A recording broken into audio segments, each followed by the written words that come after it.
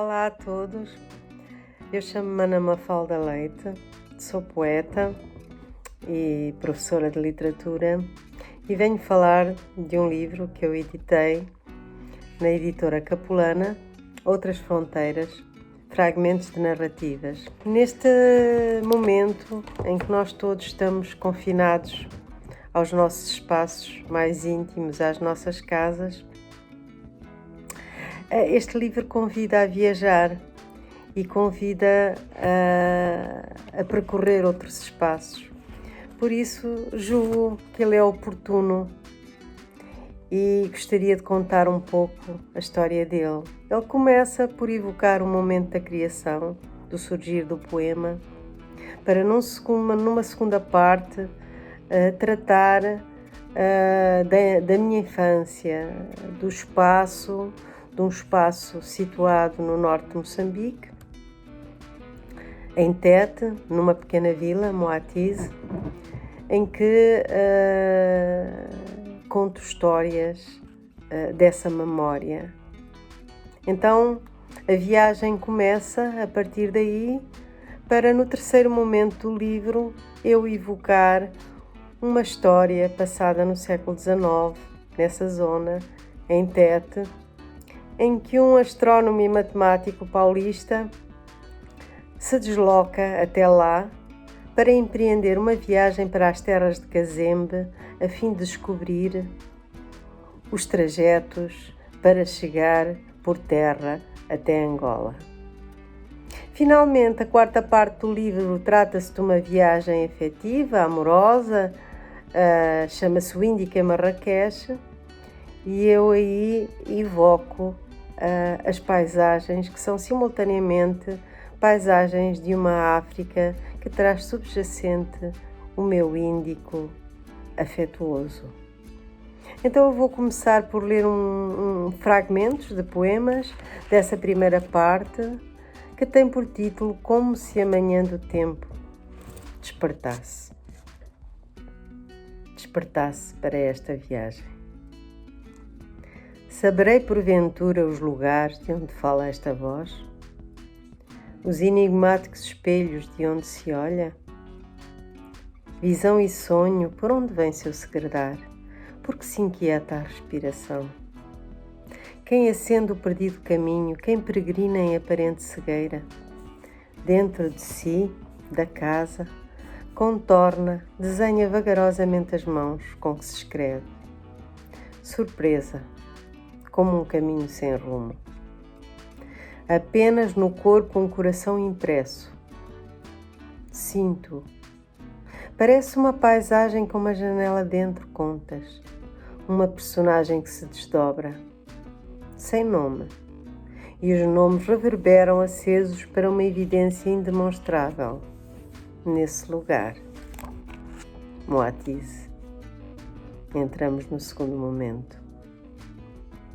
Casa sem número ou inumerável casa. Na varanda da casa percorro o universo. A mornidão do cimento acalenta os passos e sinto a chuva chegar, cheiros de terra, inebriando, escurecendo o céu. Lá dentro, os quartos e um escorpião por debaixo da cama, o lento caminhar do camaleão mudando de cor, a paisagem abrupta da colina, ao longe as queimadas ao cair do sol nelas ardendo.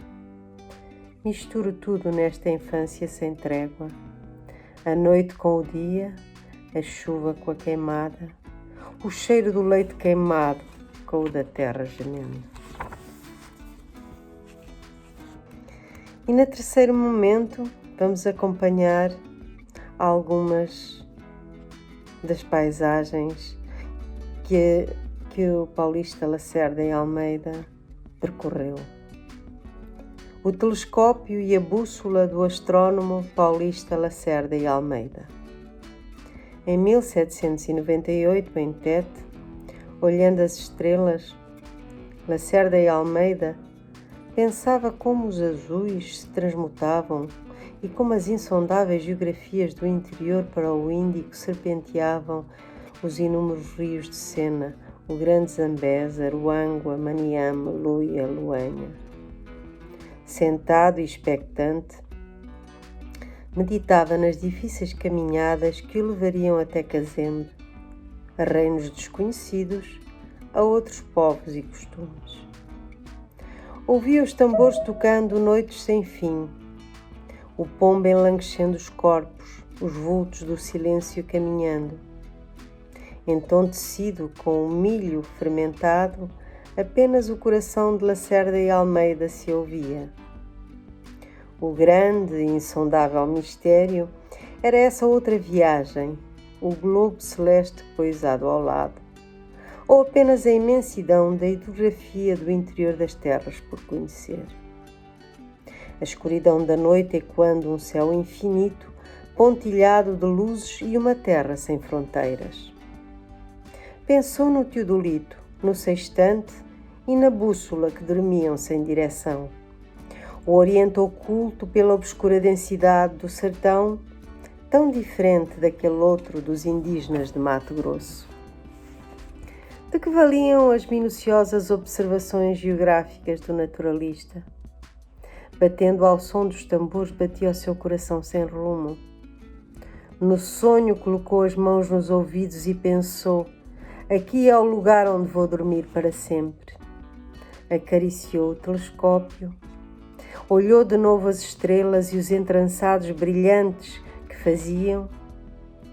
Pensou nos desenhos, na textura amarelecida dos mapas, no labirinto dos atalhos, na fuga dos homens da sua caravana, nas febres que o tomavam, no esplendor do silêncio em torno do vulto de um solitário embondeiro, e adormeceu.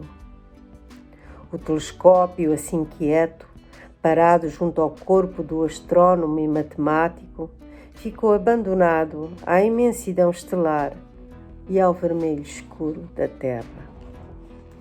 E por último, um poema de Marrakech e do Índico. Os véus soltos da cidade antiga. Percorremos a pé ruelas e estreitos labirintos da Medina, que lembram outros nossos lugares. O comércio de porta em porta fervilha em animadas conversas. As djilabas de muitas cores esvoaçam, os véus adornam as cabeças das mulheres que passam. Bicicletas, motos, atropelos vagarosos entre crianças que brincam nos pequenos pátios. Os alfaiates e os barbeiros, os talhos, as cerâmicas, as pequenas tipografias, as prateleiras cheias de doces, as antigas mercearias onde se vende tudo e os escaparates inúmeros misturados de vozes sobrepostas. Soltos véus da Medina aromatizados pelas bancas de especiarias, verde, negro, amarelo, laranja, vermelho, branco, os pequenos montes de pós incensados de cheiros maravilhosos, que se entrelaçam em outros e mais outros, em essências fortes, óleos e fragrâncias, jasmim, rosa, aloendro, mirra, sândalo, cedro, bergamota, canela, flor de laranjeira, pequenos e secretos vasos de vidro, que escorrem pelos poros da pele e a encantam, que se entranham pelos labirínticos desejos do corpo e sedutoramente o enlaçam por entre estas pequenas artérias da cidade amuralhada. Coração intenso e cativa fragrância em nossas diversas geografias e em nós reencontrada.